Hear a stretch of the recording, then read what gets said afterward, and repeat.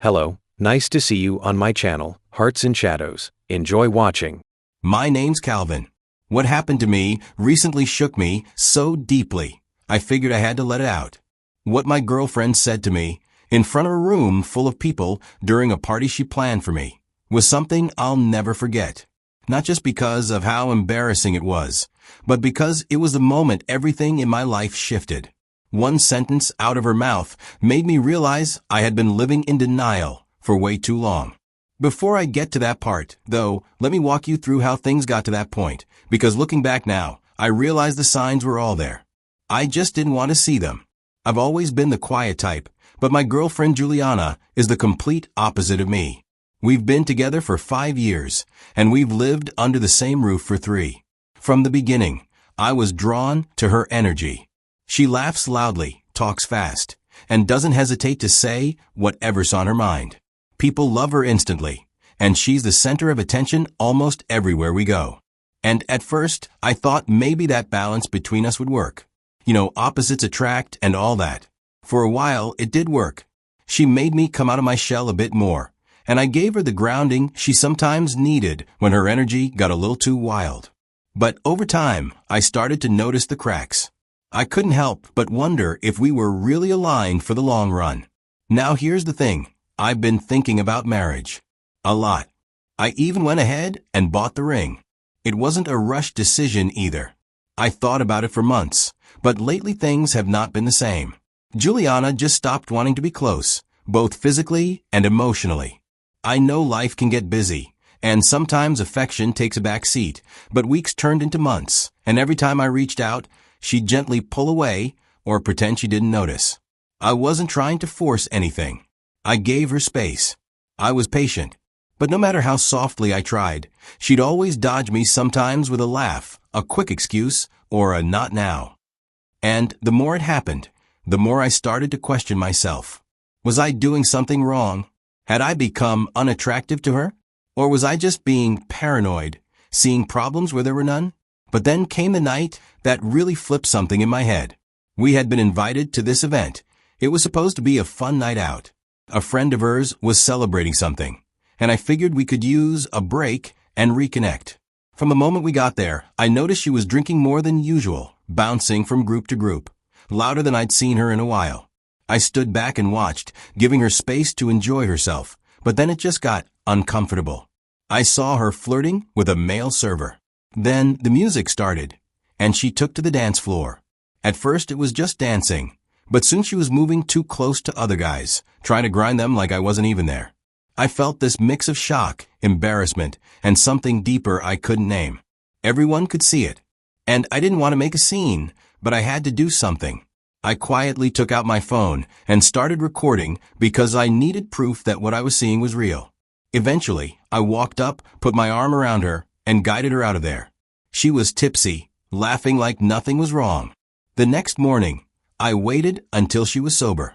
I made her some coffee and sat her down and told her how I felt, how what happened at the event really hurt me and made me feel disrespected.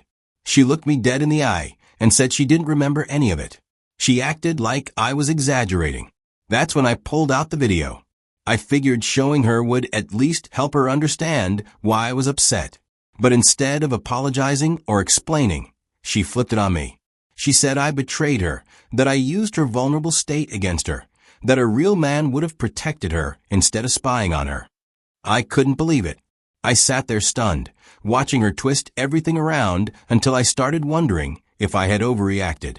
That moment stuck with me, not just because of what she did, but how easily she turned it all around. I almost left her that day, but I couldn't. I was still in love with her, and even though my gut was screaming at me, my heart kept making excuses. After that argument, things didn't go back to normal.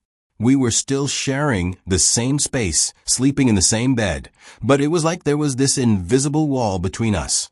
We barely talked unless it was about something practical. And when we did talk, her tone was clipped, impatient, like I was annoying her just by existing. I noticed she became more protective of her phone. She started carrying it with her everywhere, even to the bathroom. It wasn't like that before. She used to leave her phone on the table, open, unlocked. We didn't have anything to hide. But now, It felt like I was living with a stranger who had secrets she didn't want me to know. Then came the nights out. More of them. At first, she said it was just work stuff or meeting up with girlfriends. But the explanations got vaguer over time. Just out. Don't wait up. It's nothing serious. Sometimes she'd come home past midnight. I didn't confront her, not because I was okay with it, but because, honestly, I didn't have the energy anymore. I had already given so much emotionally. And after the way she turned things around on me last time, I just shut down. We weren't a couple anymore. We were just two people occupying the same space. Out of nowhere, on a random Tuesday night, she came home early and said she wanted to talk. She apologized, said she was sorry for how she'd been acting. She promised me she'd never drink like that again, claimed that what happened at the event opened her eyes, and that she wanted to be better. I looked at her for a long time, wondering if I should believe her. She looked sincere. And after 5 years together, 3 of those living under the same roof, I decided to give her the benefit of the doubt. I still remember the good times. Part of me wanted to believe that the woman I fell in love with was still in there somewhere. But even after that apology, something inside me wouldn't settle. I kept thinking back to that night at the event, not just the dancing or the flirting with strangers, but one moment in particular. She had walked over to one of my friends, someone she always claimed to dislike, and started flirting with him, right in front of me. At the time, I chalked it up to her being drunk and maybe trying to make me jealous. We had a small argument earlier that day, so I figured it was her way of getting back at me. But now, I wasn't so sure. I had to pull her away from him by stepping between them and asking her what the hell she was doing. She just laughed it off like it was a joke. But that moment stuck with me. I started wondering if something had already been going on between them, something she never told me about. I thought about checking her phone, and I did try once or twice. But she was always one step ahead. Lock screens, hidden apps, passwords changed. Eventually, I just gave up trying. Day by day, the gap between us widened. We weren't loving. After everything that had happened between us, I wasn't expecting much for my 33rd birthday that was coming up. Honestly, I'd gotten used to low expectations when it came to Juliana lately. I figured she might say happy birthday in passing or maybe order some takeout. That's the kind of routine we'd slipped into. But instead, I came home from work and opened the door to a wall of people yelling, "Surprise." It caught me completely off guard. Our apartment had been transformed. Balloons everywhere, a huge happy 33rd birthday Calvin banner hanging from the ceiling, drinks on the table, music playing, and what felt like every friend and acquaintance I'd ever had packed into the room. At first, I just stood there blinking, trying to process what was going on. Then I saw Juliana front and center, grinning like a kid on Christmas morning. She ran up to me, kissed me on the cheek, and handed me a drink. I'll admit, it was a lot. Part of me was touched. She had gone out of her way to organize all of this. It looked like she'd been planning it for weeks. But another part of me felt completely out of place. I've never been the type who enjoys being the center of attention. I'm not the party guy. I don't like big scenes. That's more her style. She feeds off social energy. I, on the other hand, usually need a breather after small talk. So while everyone else was having a good time, I stood off to the side, smiling politely and nodding my thanks. At one point, I reached into my pocket and felt the small engagement ring box I'd been carrying for a while. I stared at her from across the room. Watching her, I thought, maybe this is the right time. But I couldn't ignore my gut telling me to wait. So I left the ring in my pocket, took another sip of my drink, and kept watching from a distance.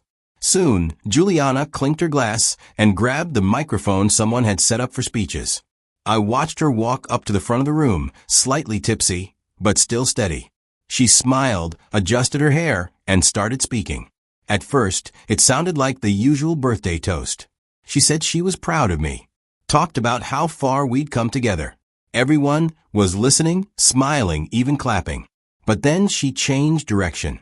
She looked straight at me and said, half laughing, that lately, she saw me more like a brother than a lover.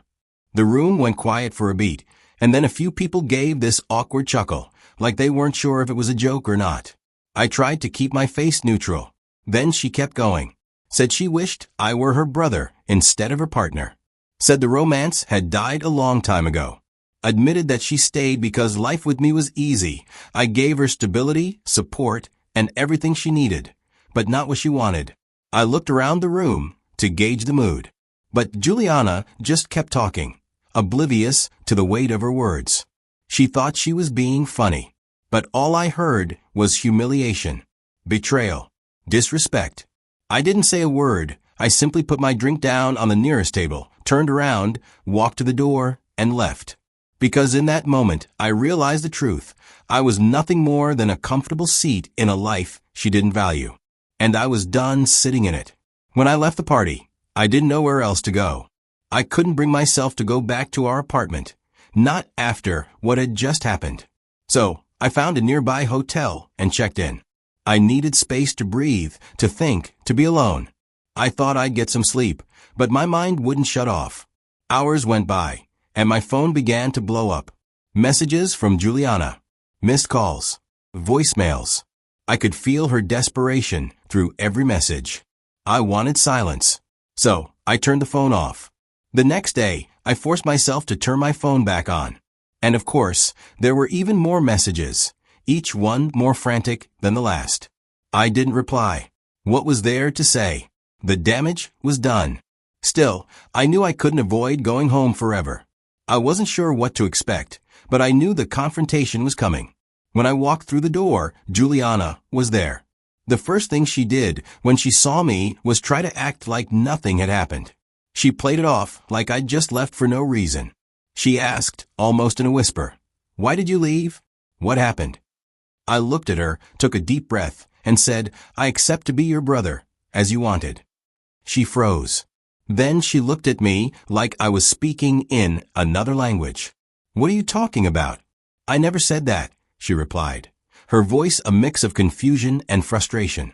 I couldn't help but laugh. I reminded her of her exact words at the party, the way she'd said she wished I were her brother instead of her lover, how she admitted the affection had dried up. She had painted a clear picture for everyone in that room, and now she was trying to pretend like it was all a joke. "Don't fake love," I told her. "It's clear you're with me for comfort, not connection, and I'm not okay with that anymore." She looked taken aback, but she didn't deny it. At first, she tried to backpedal, claiming I misunderstood her. But as the seconds dragged on, her face softened. Her defenses came down, and she finally admitted it. Her voice barely above a whisper, "I don't feel romantic love anymore, but I still respect you." There it was, the truth. I'd known this was the case for a while. I just needed to hear it from her. I knew what I had to do. I didn't want to drag this on any longer. "We can't keep going like this," I said. "The apartment is rented. Either you move out or I will." Her face crumpled. She started crying, begging me to stay, begging me to work things out. But I couldn't believe her anymore. I couldn't keep living in a relationship where the affection had died, where I was nothing more than a convenience. I watched her, saw how hard it was for her to accept that this was happening. It was clear she didn't want to leave. But at that moment, I couldn't stay any longer. So I packed up my things, gathering everything I needed, and I walked out the door. After I walked out, the days that followed were quiet. I spent a lot of time thinking, reflecting. I couldn't help but go over everything that had happened, trying to figure out where things went wrong. The whole relationship felt like it was built on the foundation of mutual respect and love at first. But over time, those things just disappeared. Looking back, I realized the turning point came when intimacy started slipping away. It wasn't just the physical part of it, although that was a clear sign. I just let it slide. I should have said something then, but I didn't. And then there was the disrespect. When someone starts disregarding your boundaries, making you feel small or less than, it chips away at the relationship. I think that's when the cracks first appeared. But I never really acknowledged them. I kept thinking I could fix things, that things would get better. But they didn't. I regret not leaving earlier. I could have saved myself a lot of pain if I had been more honest with myself and with her. But I'm not going to beat myself up for it. I stayed because I thought I could make it work. I stayed because I loved her. But now, looking back, I know that walking away was the right choice. It hurt, but it was necessary. Staying would have meant sacrificing my own dignity and happiness, and I couldn't do that anymore. And if there's one thing I can say to anyone watching this, it's this: don't ignore your gut feelings. When something feels wrong, it usually is. Your intuition is there for a reason. If you feel like you're being treated like an option or just a convenience, that's because, at some point, love stopped being the foundation of your relationship. People who twist situations to make you feel like the villain are just trying to manipulate the narrative. It's not your fault, no matter how hard they try to make you believe otherwise. I've learned that love is more than just staying in something for the sake of comfort. If you're not treated with respect, if the love isn't there, then it's not worth fighting for. Sometimes the hardest thing to do is to walk away, but it's also the most empowering thing you can do for yourself. Thanks for listening to my story. I hope it resonated with some of you out there. If you're going through something similar, just know that you're not alone. If you found anything useful in this, hit that like button and share this video with someone who might need to hear it. Take care of yourselves, and remember, your happiness is worth fighting for.